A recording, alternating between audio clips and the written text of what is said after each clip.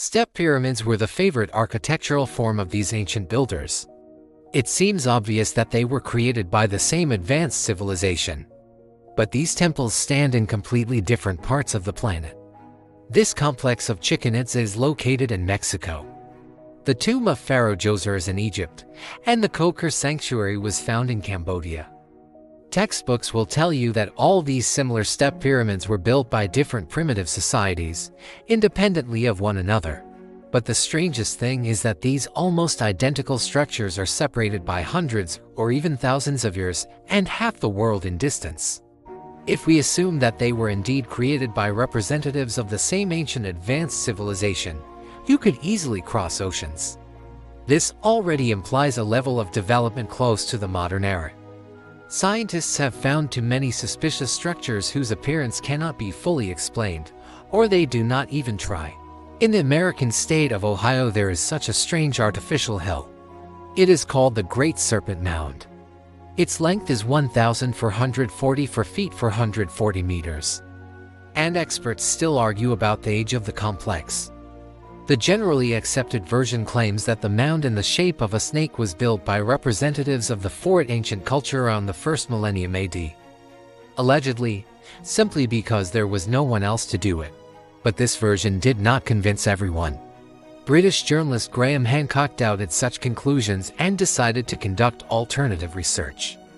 Not far from the Serpent Mound, he found an entire burial complex belonging to the Adena culture, which is thousands of years older than Fourth ancient.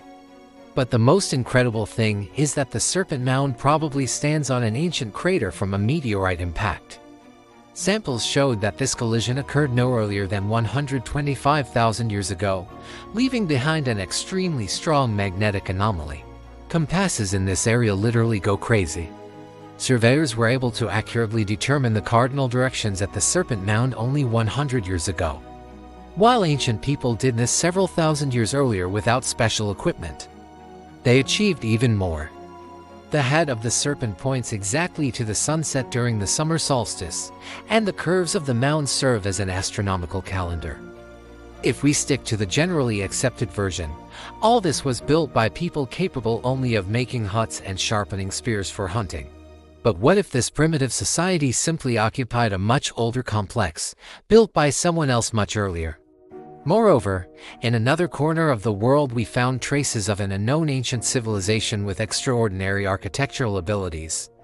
Scientists initially did not pay much attention to the half-ruined temple complex of Göbekli Tepe in Turkey. Early studies even showed that it was built only about 2,000 years ago. Göbekli Tepe would have remained interesting only to specialists if during final excavations at least 16 much older underground halls had not been found. Thus, the total area of the complex may reach about 20 square kilometers. And this is only what we have managed to discover. That is almost half of Manhattan. Examinations showed that the oldest halls date back to the 10th millennium BC, which is before the emergence of any modern civilization. Scientists believe that at this time hunters and gatherers still flourished on Earth. What made them suddenly unite their efforts to build the monumental Göbekli Tepe? Science cannot offer us a clear explanation. Our ancestors did not receive a group message announcing a new era of humanity. Moreover, Professor Giulio Magli of the Milan Polytechnic University discovered that Göbekli Tepe is not a temple, but a real observatory. The median lines between the central monoliths of the complex exactly coincide with the zimuths of Sirius during the summer solstice. These unknown ancient people understood not only construction, but also astronomy. What then could have prevented them from traveling around the world? In favor of the version of an advanced ancient civilization that actively explored the globe, ancient maps testify. On a sample from 1513 we can see Antarctica. But how did it appear there, if our sailors discovered the fifth continent only 300 years later? The ancient map preserves other mysteries. For example, the coastline of Antarctica, today hidden under ice, is depicted on it with astonishing accuracy, as if someone knew what the continent looked like in the distant past. Modern science managed to study such details only in the 1960s. But who managed to get ahead of us by hundreds or even thousands of years? Perhaps the builders of a huge pyramid on the surface of Antarctica. This is a fragment of a satellite image of the Ellsworth Mountains taken in 2016. Could these be the remains of an Antarctic metropolis of an ancient advanced civilization? The creator of the same mysterious map, sailor Piri Reis, claimed that he copied his sample from a very ancient document from the already destroyed Library of Alexandria. And that is right next to the Great Pyramids of Giza. What if the ancient builders left detailed instructions for descendants, which were eventually lost? But there is more. The image of poorly studied South America in the 16th century on the same map is also surprisingly accurate. On the continent itself, mountains, rivers, and some lakes are even marked. That means that in ancient times someone not only saw this part of land from the sea, but also managed to penetrate deep into the continent. True, on the Piri Reis map there are also discrepancies even with our modern knowledge of the world. South America is connected to Antarctica by a small isthmus. But wait, perhaps tens of thousands of years ago, in the times of an unknown ancient civilization, these continents really were connected. And on the territory of South America we have already discovered many pyramids and continue to find new ones to this day. Not long ago, researchers were scanning the area around a village in southern Bolivia using LiDAR scanners and quite unexpectedly discovered beneath the jungle cover a complex network of canals and the remains of several stone pyramids. Archaeologists found that they belonged to a previously unknown Casarabe culture, which is 1,000 years older than the Aztecs and Incas. It seems as if someone deliberately taught the indigenous inhabitants of America complex architectural skills, which were later adopted by later peoples. But geologists categorically refute the theory regarding pyramids in Antarctica. In their opinion, this is not the result of human activity, but of very specific erosion, as in the case of the famous alpine mountain Matterhorn. But the debunking of one pyramid does not at all cancel the fact that many ancient man-made monuments are scattered around the world, and all of them are suspiciously similar. Today the ruins of the Gunung Padang temple on one of the Indonesian islands no longer look so impressive. But in ancient times it was a pyramid. Like the Great Serpent Mound, this structure also stands on the site of an ancient crater. Scientists believe that the complex should be no more than 9,000 years old. However, recent radiocarbon analysis showed that the lower dating limit of Gunung Padang may push its construction back another 20,000 years into the past. Scientists claim that at that time the Earth was experiencing the harshest phase of the last ice age, and therefore people were clearly not up to creating huge memorial complexes.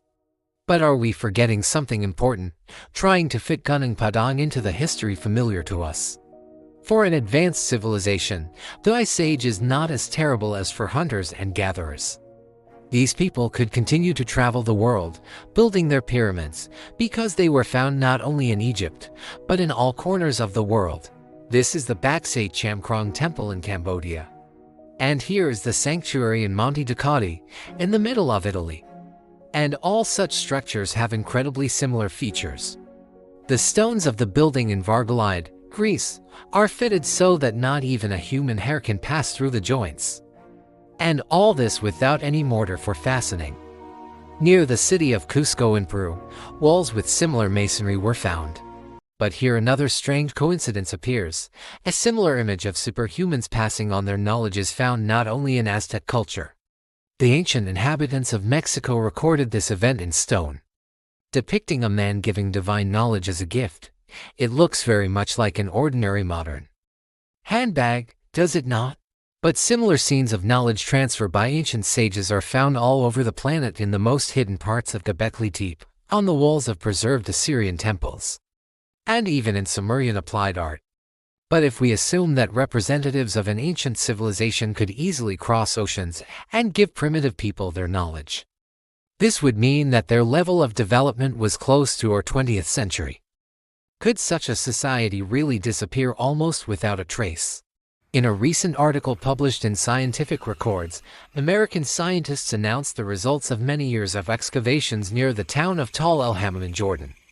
A 1.5-meter layer of soil, consisting entirely of burned organic matter, ash, and bone fragments, suddenly turned out to be the site of an ancient cosmic catastrophe. Around 1650 BC, this settlement was instantly destroyed by the explosion of a previously unknown meteorite.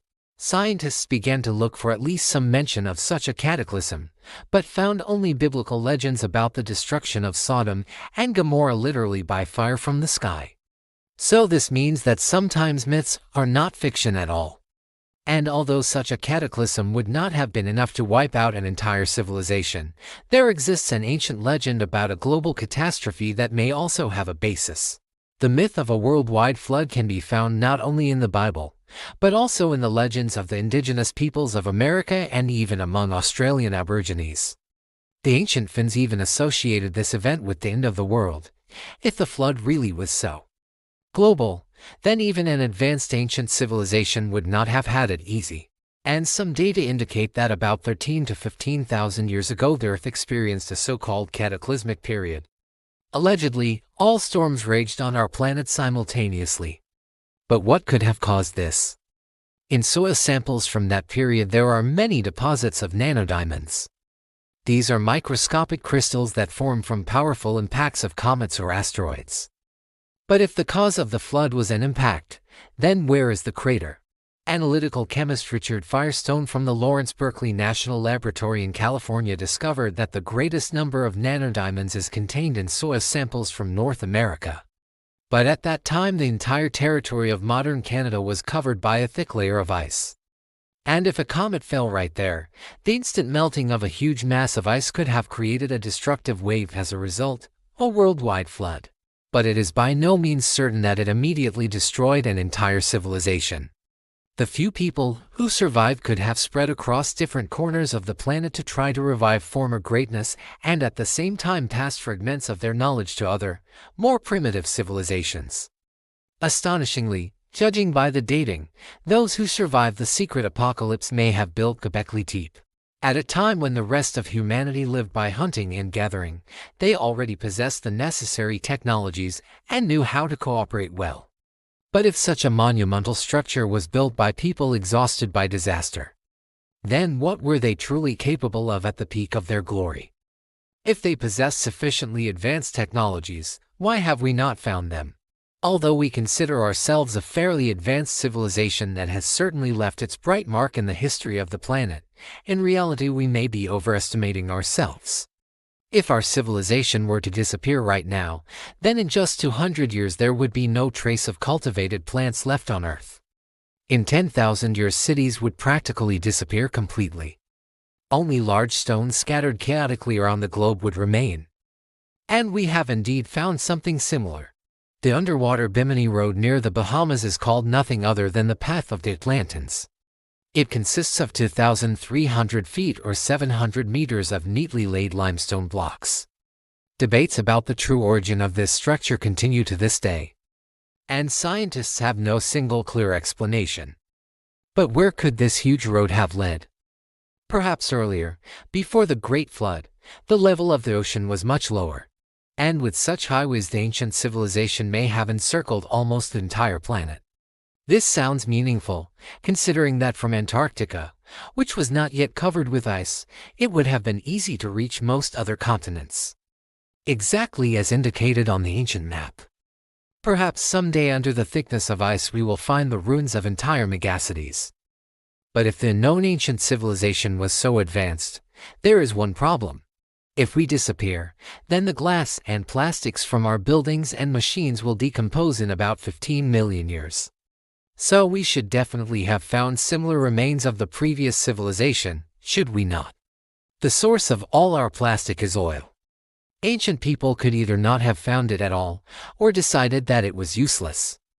Or they could have foreseen the devastating impact of synthetic materials on the planet and simply refused to produce them. In other words, such a civilization could have been completely organic and therefore left no traces. But the level of development is determined not so much by technology as by the structure of society. If ancient sages did not use plastic as we do, they could have found alternative ways to organize their civilization. Despite our prejudices, ancient societies did not necessarily have to be primitive. Such a conclusion was reached by American anthropologist David Graeber, who studied various alternative structures of ancient human societies. For example, Even in our own civilization at early stages of development there could have existed tribes with a constant cyclical change of roles. Once every few months slaves became chiefs, and vice versa. At the same time they could exchange not only personal belongings, but also names. After some time everything returned to its place. Also, in his book The Dawn of Everything, Greber describes primitive tribes that consisted exclusively of eccentric people who deliberately did not follow any hierarchies at all.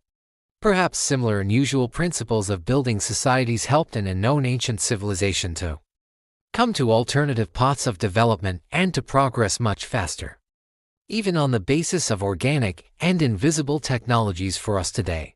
Simply put, the problem may not be that a highly developed ancient civilization is so invisible. It is just very difficult for us to see it through our own prejudices. But perhaps someday we will rise above them and find all the fragments of the known civilization that left us only hints. However, in some things ancient people may not have been so different from us. In the Indian epic Mahabharata there is a description of an explosion as bright as 10,000 suns, after which a huge pillar of smoke and fire rose, and birds fell dead to the ground. Suspiciously similar to a nuclear explosion, is it not? I cannot even imagine what it might have looked like. And what do you think? Did an advanced ancient civilization really exist?